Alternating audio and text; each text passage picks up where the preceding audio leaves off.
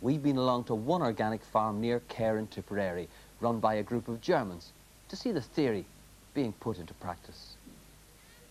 Ballybrado House, built over 100 years ago by a wealthy businessman. The house is old enough to have seen the farming methods on its 230 acres come full circle, from the traditional to modern intensive culture and back to those older methods, or almost. 2 years ago it was bought by 5 Germans who've been running it since as an organic farm. That means no artificial fertilizers, no growth hormones and no weed killers. We work more in a closed circle with the nature together, and it's very easy to explain. Organic farming means a healthy soil, healthy plants, and finally a healthy food. Now, maybe the term organic farming conjures up sentimental images in your mind of the farms of yesterday, all handwork and no technology. But this is wrong. Organic farmers don't spurn the fruits of technological advances. They say they're just more selective.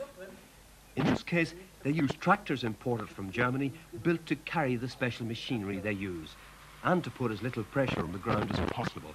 For them, this is important. I think a lot of things we do today is not that what the soil needs, and the result of that you see in today's farming is very poor activity of the soil. You find compaction all over agriculture in Europe, even water standing on sandy soils, and you never saw that 50 years ago.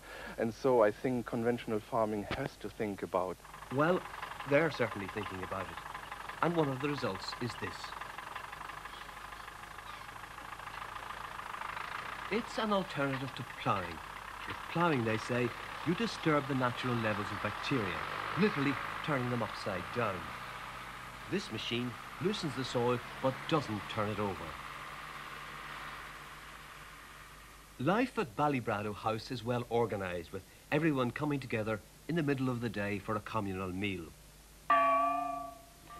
Everyone means Joseph Fink, Richard Aller, their wives, and Helmut Borchers, the 5 owners of the farm, along with a number of farm apprentices from Germany, here to learn how to do it organically.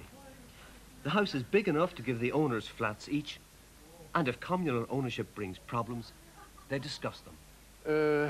Yeah, you have problems from time to time, but I think you will have problems when you're living on your own as well. You always have problems with living with people together, but it's a nice feeling to put problems onto more shoulders than onto one. And so that's the nice side of living together with a couple of people, yeah. They chose Ireland because it was politically calm and relatively unpolluted.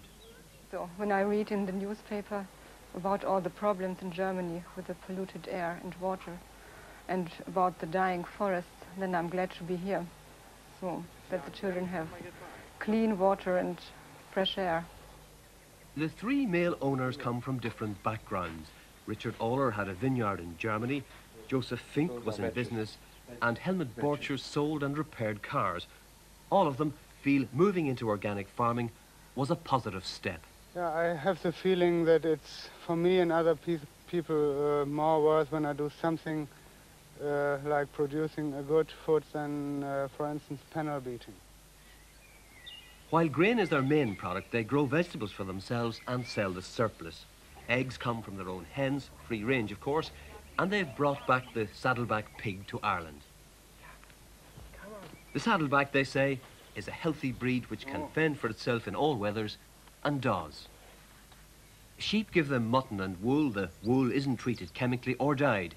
It's spun locally and stays the colour it was on the sheep's back.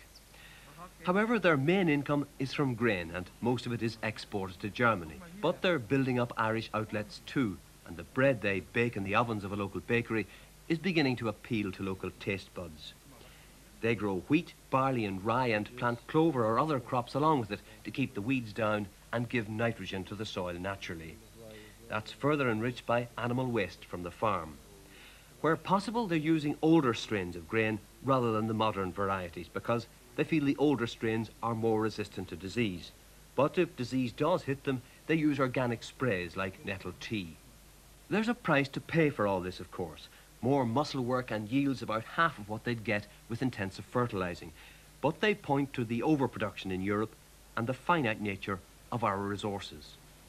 Yeah, to my opinion, it's the only way of farming for the future, because if you see that the resources on some or the most soluble fertilizers are limited, that for instance potash will be finished in 80 years, the resources in phosphate will be finished in 50 years, and you know what's with the resources in oil we have, yeah. Apart from all this, they're concerned about the pollution you get with the long-term use of modern fertilizers. The nitrogen's soluble, mixed with water, you get nitrates washed into the rivers, and they've seen what damage that's done in Germany. It's a big problem for the future because we kill the soil if we do this over a long period.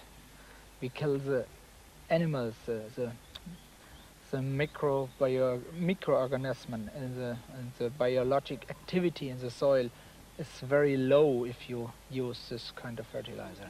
Do you feel that long term then people who eat food produced by modern methods will be unhealthy?